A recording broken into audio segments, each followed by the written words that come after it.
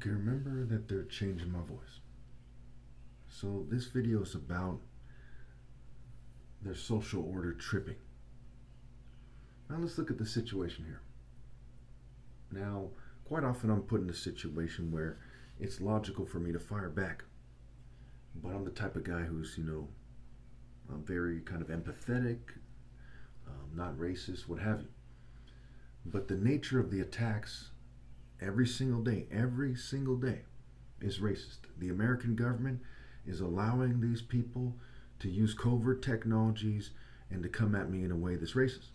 And quite often, like with the Havana syndrome, we see them at times blaming other governments, what have you, when everyone here knows for sure that the American government, on behalf of the governing class, is collaborating with social clubs and hate groups and countless groups to harass people to try to reinforce the social order. So in this video, I'm going to start to discuss certain elements of this to help you understand the situation. First of all, there is a misunderstanding to some degree because the governing class is inbred to some degree. They're autistic to some degree. They have various problems that doesn't allow them to understand reality very well. But if they were put on trial, absolutely they would be found guilty and not necessarily criminally insane because they do understand the difference between right and wrong. They just are too lazy and too kind of poorly bred to do the right thing. Now some of you might say, well, this is insulting. Okay, if you insult me every single day and I'm somebody who's fighting for honor in a certain way, not in terms of trying to blend in or try to have a high social status, okay, that's a different story. But in terms of honoring God, what have you, I'm going to defend my stance. I'm going to defend God Almighty in that certain sense. Some people say you don't have to defend God, but you do. It's semantics, right? For example, when David took on Goliath, did David say, well, it's no big deal, he's insulting God? And so when you get these people who are from these mere bloodlines that aren't very impressive, who need to be put in their place, it is not racist to put them in their place. So what did the ancient Europeans have to say about where Europeans stood? Whether they're white Jews, whether they're white people, what did they say? Whether they're LGBT people, Greeks. Well, you got the word European, right? European, right? Now, it's not racist to point this out, right? Especially we have all these people, this white-inspired movement when they say no kings, where it says you're a peon, a peasant. Now, why is it saying this? Well, if you look at Zeus, okay, he's this big fat idiot. Hey guys, big fat idiot, right? If he was in a kind of conflict, tribal conflict with the Zulus, he's too slow, he's too fat. He gets stuck like a stuck pig. He's just speared in the stomach, done. And you see that depicted on the ancient Egyptian temples. Even the Greeks, when they came in with the temple of Edfu, they depicted a boar being speared by Horus. As he's outclassed, right? The natural order is black on the highest level, mulatto, right? From a black bloodline, right? Patriarchal line. Now, how do we get to this point where I'm explaining this? Years and years of them cheating me, the CIA running operations to make sure my parents didn't have money to spend on me. Okay, they spend $10,000 a month on horses for no reason, and the CIA basically would threaten them, what have you. My father is a very kind of diplomatic guy. Unlike me, he's concerned more with his family. I'm concerned with doing God's work, and I'm not moving the slice. In fact, I'm even insulted that they don't see it in me and that they think I should be concerned with what happens to, say, black people or whatever, or Americans or whatever. I'm not concerned with that. And the more I'm betrayed by humanity, the less I'm concerned. I'm concerned about it less and less every moment. And we're already at like damn near at zero. So as they kind of engage me on this level, it is like, a slave master going to the Black Panther in a very masculine form, not this Hollywood tights form, okay, with a whip saying, do what I say. Except for they're incompetent and it's dark, okay? Now, I'm the type of person, I don't care if you're in front of the president, okay? But I would rip out his fucking throat. And if the president gets in the way, I'd rip out his throat too. So it has to do with degrees of offense. So if a gang member stares at me in the street, I'll probably shake it off. And I'll call down curses on him. Because I have no reason, that's a small fish. If a high school kid says, hey punk, you bitch nigga, okay, I'll shake that off to, hey, I'm 44 years old. I'd crush you in one hit like this. You're not a threat to me. You know what I'm saying? You're somebody's little kid or something. And I shake that off too and then call down curses on them and what have you. Okay? But if a white supremacist in a certain context confronted me, I'm going to fucking kill him. It's that simple.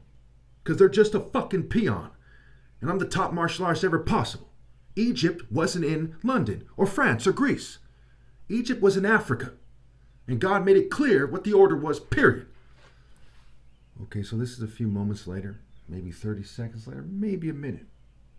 And I just went outside my room and I took some dishes from my dad because he's kind of old and crippled. And times like that, sometimes they'll say things that suggest that I'm a servant, even though I'm just carrying stuff for my father, right?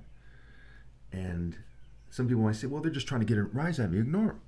Well, these are military-grade psychological operations. Number one, they usually accompany some kind of covert drugging or poisoning, which reduces your reservations and inhibitions. Two, there's fuming. Three, there's the looming threat of, well, if you start describing this stuff in a certain way, that we're going to take you to the psych ward, even though you got 23 witnesses on record. So you see that extreme unfairness. You know, imagine, it's hard to explain, but I'm going to make a video about that where I talk about the different types of martial arts. Not every martial artist is Mr. Miyagi. Not every martial artist is Bolo. Some are much more dangerous than both of them put together historically, and they get offended, you know, like a samurai in a movie or something, and they cut off somebody's head. Or they kill them in a very violent way, a very poetic or an artistic way. So I'm not some kind of loose cannon, you know, I have no violent criminal history, okay? But it's important to note the situation.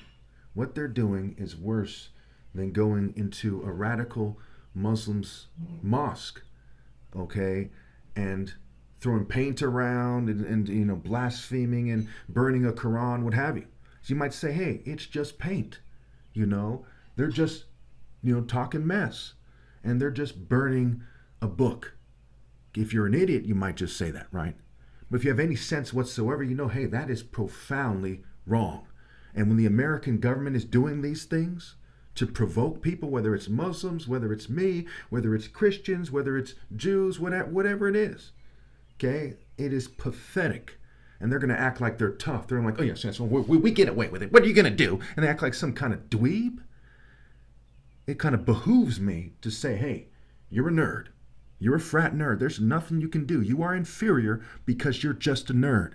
You're a frat guy, okay? That is part of it. And I call down curses on them.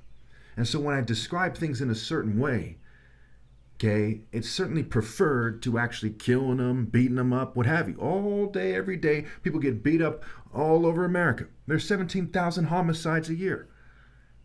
The nature of what they're doing is so profoundly despicable and provocative and racist. And, you know, 62% of America is white. They have the power to get together and to stop this madness, to leverage their money, their privilege, same with Jews, same with token minorities. They don't do that. Instead, they let him harass the most righteous person that ever lived.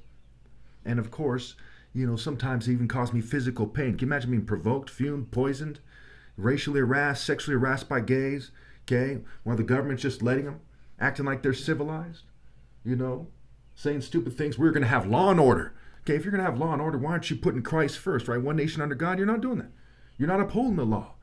You're hypocrites who violate the Constitution all day, every day in this case, and you don't care. And there's countless law enforcement agencies collaborating together, not a man among them, not a woman among them, what have you. Now, you see, that's what led to me saying that. Some people say, you show some respect to law enforcement. You know how dumb you'd have to be to chop up what I just said to being disrespectful to law enforcement? Okay, they're disrespecting me every day. I'm Christ. All the cops that ever lived put together are just one stupid pig because of what you've done to the reputation and the image and the spirit of law enforcement. They're just one stupid pig, and I'm the Son of God. Okay, so now let's talk about the spirit and wrap this up here. The word spirit is a plain word for spirit, right? There's a sword of scripture, the sword of the spirit. So this alludes to single combat. When they know that naturally God set me apart, to be able to easily beat them in single combat. Can they act like some kind of racist, ugly worm, ugly demon-looking worm, and say, well, we crippled you now, and be right? No, because it's the spirit, not the flesh. It's the principles, it's the spirit. I've triumphed over them. So just when they try to face me, the spirit of adversity to the spirit of God and who God set apart, their spirit gets trampled. They get defeated. These are not people who fair and square would try to see me toe to toe with knives, swords, spears, because they know I'd fucking kill them. And they know they die quickly and they look fucking dumber than shit. And everyone in their group would hold their head down like, oh, shucks, man. Oh, this sucks, man. He won, man. Like a bitch. So their spirit automatically is defeated. The essence of being a man has defeated them, and they're in the spirit of the essence of being a bitch, refusing to give credit where it's due. I remember this Taekwondo black belt. He was like 6th or 9th degree at the time. His name was Master Heel Cho. He wrote the book, The Master Kick. He said that key in martial arts, right, including Taekwondo, is to have a willingness to accept and respect those who are better than you are. Okay? So let's think about this. Is this just something that's just for Taekwondo, or is this a life principle in general? Well, what do you call somebody who starts throwing a fit? Like, no, I don't want to admit he's better. No, I want my race to be seen as superior. Okay? That's a fucking bitch, right? It's like a little bitch-ass kid or some little toxic, little whining-ass sissy, some kind of dress-up bitch, just a fucking punk. You see what I mean?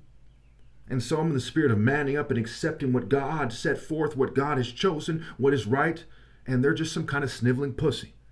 So they're losing the spirit class. When someone talks shit, they're like, fuck you, man. Oh yeah, what do you have going for you? Well, I'm the son of God. Okay, and you're in the spirit of being a bitch who's too pussy to fucking accept that. You see how I win that clash? Okay? You could knock somebody out in the coolest way possible and wouldn't come anywhere near to how much I win that clash. Period.